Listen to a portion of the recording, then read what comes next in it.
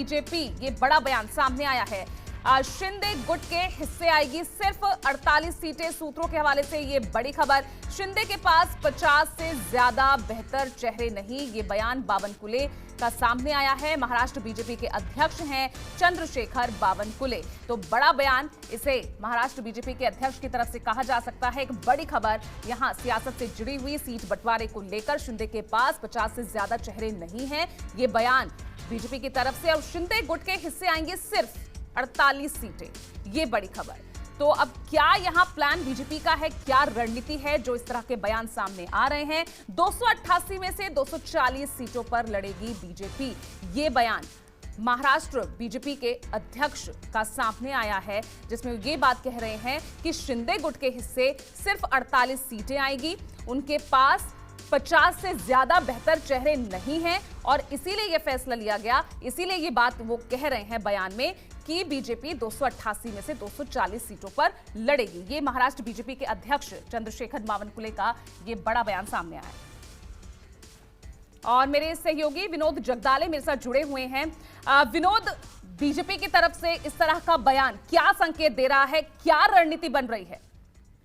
देखिए, भारतीय जनता पार्टी के महाराष्ट्र के प्रदेश अध्यक्ष चंद्रशेखर बावनकुले का ये बयान साफ दर्शाता है कि आने वाले 2024 के विधानसभा चुनाव में वो शिंदे गुट को ज्यादा तवज्जो देना नहीं चाहते, क्योंकि साफ है कल उन्होंने जो मीडिया हेड और जो प्रवक्ता है भारतीय जनता पार्टी की, उनकी एक दिवसीय बैठक भारतीय जनता पार्टी के प्रदेश कार्यालय में हुई थी। इस बैठक में खुद बावनकुले ने ये कहा है कि भारतीय जनता पार्टी 240 सीट के लिए तैयारी कर चुकी है और 240 सीट पर भारतीय जनता पार्टी उतरेगी।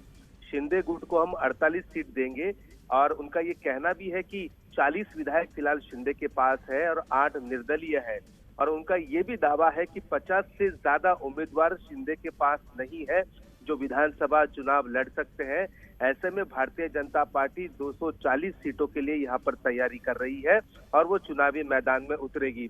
आपको पता ही होगा, महाराष्ट्र में जब एक साथ कोई प्रोग्राम होता है, शिंदे और फडणवीस का कोई जनसभा होती है, तो फडणवीस हमेशा दावा करते हैं कि एक साथ बड़ी ताकत के साथ हम 2024 के चुनाव में यहाँ पर उतरने वाले हैं। लेकिन अगर शिंदे को सिर्फ 48 से 50 सीटें मिलती है तो आखिरकार शिंदे गुट के लिए झटका माना जा सकता है। खुद प्रदेश अध्यक्ष का ये बयान है, तो आप समझ सकते हैं कि भारतीय जनता पार्टी ने लगभग अपनी तैयारी अब शुरू कर दी है 2024 के विधानसभा चुनाव के लिए। और ये शिंदे के लिए भी सही नहीं है, क्योंकि शिंदे गुट जो शिवसेना है उनके पास चुनाव चिन्ह है। अब सुप्रीम कोर्ट के जो नतीजा है उसका इंतजार किया जाने वाला है वहां पर। और शिंदे का ये कहना है कि 140 सीटों पर हमेशा शिवसेना सीट लड़ती आ रही है विधानसभा चुनाव में। 135 से 140 के बीच में उतनी ही सीटों की डिमांड अब शिवसेना की तरफ से भी भारतीय जनता पार्टी के पास रखी जाएगी। लेकिन क्या ये डिमांड पूरी होगी? अगर डिमांड पूरी नहीं होती तो आगे क्या होगा? ये सब चीजें हैं, ये कुछ ही महीनों में ये अब सामने होगा। लेकिन भारतीय जनता पार्टी के प्रदेश अध्यक्ष चंद्रशेखर बावनकुले ने कहा है कि 240 सीट पर भारतीय जनता पार्टी आने वाला 2024 का विधानसभा चुनाव लड़ने जा रही है। जी बिल्कुल विनोद, वहीं इसीलिए मेरा अगला सवाल यही होने वाला था कि जब भी मंच में या सभाओं में दोनों साथ नजर आते हैं, फडणवीस या शिंदे, तो एकजुटता की वो बात कही जाती है, 2024 के लिए गठबंधन की बात, ये तमाम चीजें कही जाती है। लेकिन इस तरह के बयान के बाद अब आगे क्या हम कोई बड़ा फेरबदल हम देख पाएंगे? देखिए, फिलहाल एकनाथ शिंदे जो मुख्यमंत्री है उनके पास फिलहाल कोई यहाँ पर पर्याय कह सकते कि ऑप्शन उनके पास नहीं है। फिलहाल वो यही देखेंगे कि लोकसभा चुनाव में, अब लोकसभा चुनाव आ रहा है विधानसभा से पहले, तो उसमें किस प्रकार से प्रदर्शन रहता है, उसके बाद ही एकनाथ शिंदे की बार्गेनिंग पावर वहां पर बढ़ सकती है। लेकिन भारतीय जनता पार्टी ने यह तय कर लिया है। आपको पता ही होगा कि विधानसभा के जो चुनाव हुए थे 2014 की मैं बात कर रहा हूँ, मात्र कुछ सीटों को लेकर शिवसेना बीजेपी का गठबंधन टूटा था। और यही सीटों के लेकर तब उद्धव ठाकरे ने आरोप भी लगाया था कि भारतीय जनता पार्टी को ज्यादा सीटों की चाहत है, इसलिए ये गठबंधन वहां पर टूटा था।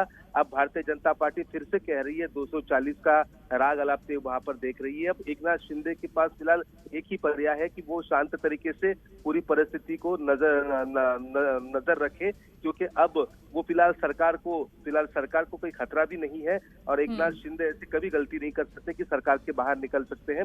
ये बयान उन्होंने दिया है, एकनाथ शिंदे खुद कहेंगे, वो तो प्रदेश अध्यक्ष का बयान है, हम देवेंद्र फडणवीस, अमित शाह और मोदी जी से बात करेंगे। लेकिन एक बात है कि भारतीय जनता पार्टी एकनाथ शिंदे गुट को ज्यादा सीट देने की तैयारी में नहीं है। चलिए, बहुत बहुत शुक्रिया आपका विनोद जगदाले से तमाम